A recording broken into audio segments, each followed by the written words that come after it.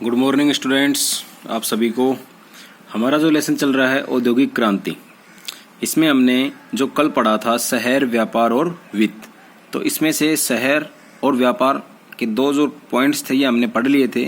इसमें जो वित्त वाला जो पॉइंट्स आता है वो हमारा बच गया था। यानी जो औद्योगिक जो क्रांति है वो सबसे पहले इंग्लैंड में शुरू हुई थी।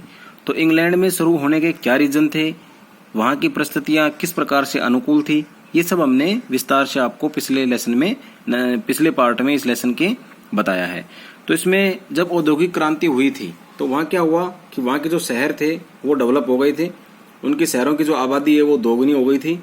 और 1750 से 1800 के बीच में जो 50 साल का जो समय था उसमें वहाँ के लोगों की जनसंख्याएं भी दुगनी हो गई थी। बहुत सारे ऐसे शहर थे जो विस्तृत क्षेत्र से भू आकार में, यानी भू आकार का मतलब होता है जमीनी क्षेत्र के अंदर वो विस्तृत हो गए थे, फैल गए थे, और इसके साथ साथ जनसंख्या भी उनके अंदर बढ़ गई थी।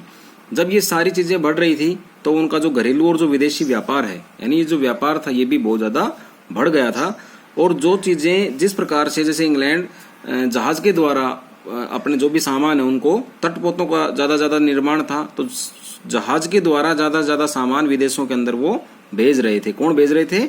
इंग्लैंड के लोग, ब्रिटेन के जो व्यापारी लोग हैं वो। क्योंकि एक तो पानी के रास्ते से, जो पानी का जो रास्ता है जहाज के द्वारा, पानी के जहाज के द्वारा, वो एक तो सुगम है, बिल्कुल सस्ता है, कोई किसी प्रकार के रास्तों में टैक्स नहीं थे, किसी प्रकार के टोल्स नहीं थे, वो हमने कल बताया था आपको। तो इसमें यही है कि भाई जो मतलब उन्होंने जो उनका घरेलू और जो विदेशी व्यापार है वो बहुत ज्यादा तीव्र गति से उनका जो व्यापार है वो बढ़ गया था। यानी जो उनका जो बिजनेस था, जो घर में कम बढ़ने की बजाय विदेशों में उनका बिजनेस ज्यादा बढ़ा, और जो भी चीजें जो फैला रहे थे वो अपने व्यापारिक साम्राज्य की वो विदेशों के माध्यम से फैला रहे थे।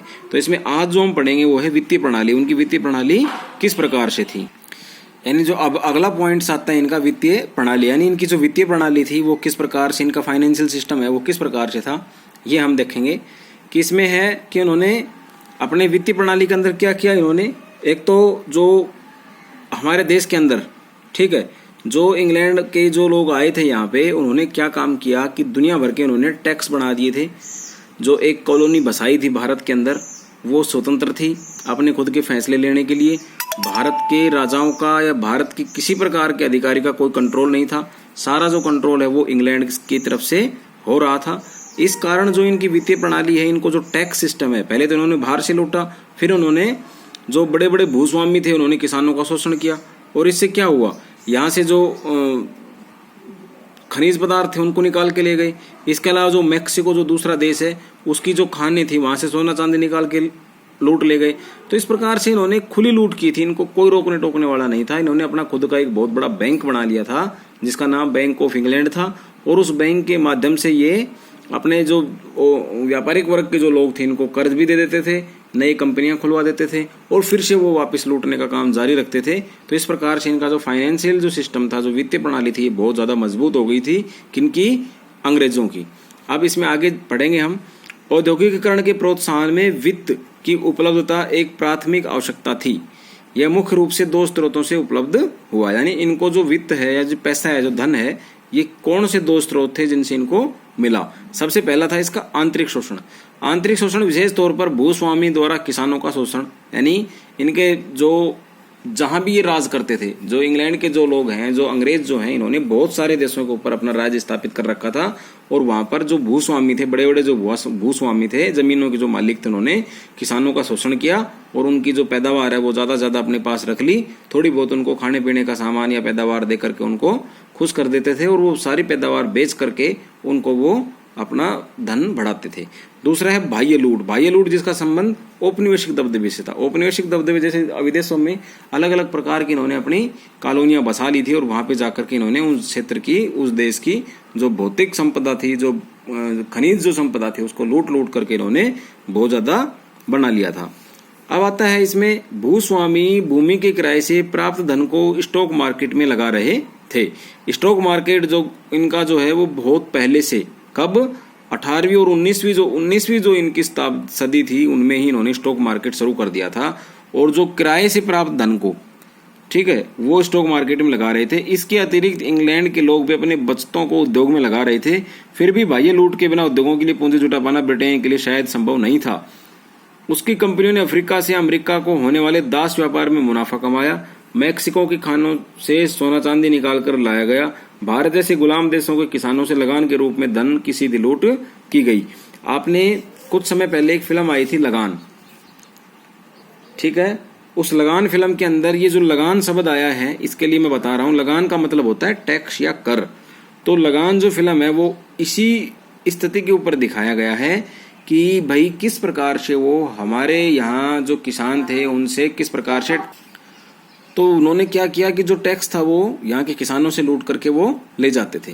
लेकिन इस फिल्म में जैसे क्रिकेट का जो माहौल है जो दिखा रखा है वो फिल्म को रोचक बनाने के लिए दिखाया गया है, ऐसी कोई स्थिति वहां पे नहीं थी। सिर्फ लगान का मतलब ये है कर, किस प्रकार से किसानों को लूटते थे और टैक्स लेते थे, और जो लोग कुछ विरोध करते थे तो उनकी आवाज को ये दबा देते थे, कुचल देते थे। अब आता है 18वीं सदी तक इंग्लैंड में उन्नत बैंक प्रणाली की स्थापना हो चुकी थी। इस प्रणाली के विकास से वहां के उद्योगपतियों को ऋण लेने की सुविधाएं प्राप्त हो गई। देश का केंद्रीय बैंक बैंक ऑफ इंग्लैंड था, जिसकी स्थापना 1694 ईस्वी में हुई थी, यानी 17वीं शताब्दी के आखिर में इन्होंने ये स्टार्ट कर दिया था। 1820 ईस्वी तक ब्रिटेन के प्रांतों में 600 से अधिक बैंक थे। उल्लेखनीय है कि अकेले लंदन में ही 100 से अधिक बैंक थे, यानी इतना ज्यादा पैसा हो गया। पैसे लोग बाग घरों में तो रखेंगे नहीं, तो क्या सिस्टम था, बैंकिंग सिस्टम था उनके वहां बहुत पहले से, और 100 बैंक तो अकेले लंदन शहर में थे जो इंग्लैंड की राजधानी है। अब आता है अगला तकनीकी विकास।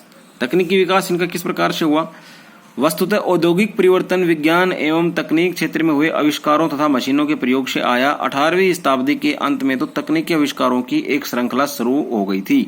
उल्लेखनीय है कि 18वीं शताब्दी के विभिन्न क्षेत्रों में 26,000 आविष्कार हुए। इनमें से आधे से अधिक इस शताब्दी के अंतिम 20 वर्ष यानी 1780 से 1800 के बीच में हुए। यानी तकनीकी विकास किस प्रकार, जब उनके पास जब इनका औद्योगिक सिस्टम शुरू हो गया, इनके पास दुनिया भर का पैसा आ गया, तो उद्योगों के अंदर जो मशीनरी थी, ठीक है, उनको और उन्नत तरीके से किस प्रकार बनाया जाए, तो उनकी तकनीकी के विकास के लिए क्या काम किया, इन्होंने नई नई खोजें स्टार्ट कर दी। और 18वीं शताब्दी में इन्होंने 26,000 से ज्यादा इन्होंने आविष्कार कर लिए, नए नए कारखानों के लिए, नई नई मशीनरी के लिए, नई नई और ही ज्यादा मतलब उन्नत चीज बनाने के लिए इन्होंने आविष्कार किया। जो लास्ट जो 20 वर्ष थी, ठीक है, यानी 26,000 में से कम 13,000 से ज्यादा 14 या 15,000 आविष्कार तो लास्ट के 20 सालों में हुए, 1780 से 1800 के बीच में। अतः स्पष्ट है 18वीं सदी में इंग्लैंड का व्यापार काफी फैल चुका था। उत्पादन के पुराने तरीके मुख्यतः हस्तशिल्प से बाजार की वस्तुओं की मांग पूर्ति करना कठिन हो रहा था। बाजार की मांग के इस दबाव ने इंग्लैंड में औद्योगिक क्रांति को प्रेरित किया। उत्पादन की बढ़ती पूंजी को पूरा करने के लिए नई तकनीक की खोज आवश्यक हो गई थी। हम जानते हैं कि आवश्यकता आविष्कार की जननी होती है। यहाँ भी यह बात चरितार्थ हुई। हजारों नए आविष्कार हुए, जिसके कारण अनेक परिवर्तन हुए। यहाँ केवल 4 बड़े उद्योगों परिवर्तनों की चर्चा करेंगे। ये उद्योग हैं लोहा एवं कोयला उद्योग, वस्त्र उद्योग, भाप की शक्ति, विकास तथा परिवहन एवं संचार के साधन। यानी जो इंग्लैंड में जब औद्योगिक क्रांति हुई थी, ठीक है, तो उसमें सबसे ज्यादा जो उनका शहरों का विकास हुआ, घरेलू बाजार इनके बढ़ गए, इनकी वित्तीय प्रणाली भी इनकी सुदृढ़ हो गई। जब ये सारी चीजें जब इनकी सुदृढ़ हो गई तो इन्होंने तकनीक का विकास करना स्टार्ट कर दिया। जो हाथ से बने हुए सामान थे उनको कितने लोग कितने दिनों तक बनाएंगे मिल करके, इससे अच्छा उन्होंने ये सिस्टम शुरू कर दिया कि भाई मशीनरी के द्वारा वो सामान बनाया जाए। या जो खनन क्षेत्र है, मान लो जैसे कोयले की खदान है उसमें से, या लोहे की खदान है उसमें से निकालना है कच्चा रॉ मटेरियल, इनको बाहर निकालना है, तो उसके लिए क्या सिस्टम था, आदमी थे, मनुष्य थे, जो मजदूर थे वो निकालते थे। दिन भर में मान लो वो 1 टन सामान निकाला, ठीक है, 100 मजदूरों ने दिन भर में 1 टन सामान निकाला, तो उन्होंने ये सोचा कि भाई इस सामान से तो विदेशों के अंदर आपूर्ति जो इतनी ज्यादा बढ़ गई है तो वो हो नहीं पा रही है। तो इसके लिए इन्होंने क्या करने स्टार्ट कर दिए कि कुछ ऐसा सिस्टम बनाओ ताकि कम समय लगे और ज्यादा से ज्यादा वो सामान हमें प्राप्ति हो जाए, यानी मशीनरी का इन्होंने सिस्टम स्टार्ट कर दिया। अब जैसे एग्जाम्पल के तौर पे, अब हमारे यहाँ पे सबसे ज्यादा जो इसमें खेतीबाड़ी के जो कार्य हैं, इनमें जो आविष्कार होते हैं वो पंजाब हरियाणा में ही होते हैं। तो वहां पे क्या है कि जैसे ईंट भट्ठा है, मैं एक आपको एग्जांपल दे रहा हूँ, हमारे यहाँ पे ईंट भट्ठों पे कितने सारे लेबर होते हैं, कितने सारे मजदूर होते हैं। तो अब उनका काम कम करने के लिए क्या हो गया, ईंट को थापने की मशीनें भी आ गई, ठीक है, और इसके साथ साथ जो और मिट्टी है उसको जो घोलने के लिए फावड़ी से जो लगे रहते हैं मजदूर बेचारे, उनको भी हटा करके ट्रैक्टर के पीछे एक ट्राली से लगी होती है, उसमें मिट्टी को गूंथने का काम करते हैं वो भी आ गई। तो इससे कितनी ज्यादा मशीनरी के कारण कितने ज्यादा लोगों का रोजगार खत्म हो गया। तो वहां इंग्लैंड में यही किया था कि भाई लोगों को रोजगार मिले या ना मिले, हमें तो पैसा कमाना है, हमें तो तकनीक का ज्यादा से ज्यादा आविष्कार करना है। जैसे अगर फसल है, खेती बाड़ी की फसल है, अगर वो काटेंगे तो किसान कितने दिन में काटेगा। तो इससे अच्छा जो फसल निकालने वाली और काटने वाली आजकल जो मशीनरी चल रही है वो इंग्लैंड में बहुत पहले से ही स्टार्ट हो गया था। तो उन्होंने अपने शहर भी बढ़ा लिए, अपना व्यापार भी बढ़ा लिया, अपना बिजनेस भी बढ़ा लिया, अपना फाइनेंशियल सिस्टम था, जो वित्तीय प्रणाली थी उसको भी उन्होंने बढ़ा लिया, और उसके साथ साथ जो तकनीक थी, जो टेक्नोलॉजी थी, उसमें भी इन्होंने जबरदस्त विकास कर लिया था। इसलिए जो औद्योगिक क्रांति जो सबसे पहले इंग्लैंड में जो शुरू हुई थी, अपन बोलते हैं कि भाई इंग्लैंड में ही क्यों, तो वो इसी कारण हुई थी, और इन सब चीजों से आगे उनको बहुत ज्यादा फायदा हुआ। अब जो किन क्षेत्रों में आविष्कार हुए, तो उसका जो पहला क्षेत्र है लोहा एवं कोयला उद्योग, इसके बारे में हम कल पढ़ेंगे विस्तार से। आज के लिए इतना ही। इसमें मैं आपको एक प्रश्न दे रहा हूं, उसको आप अपनी फेयर नोटबुक में करना है आपको।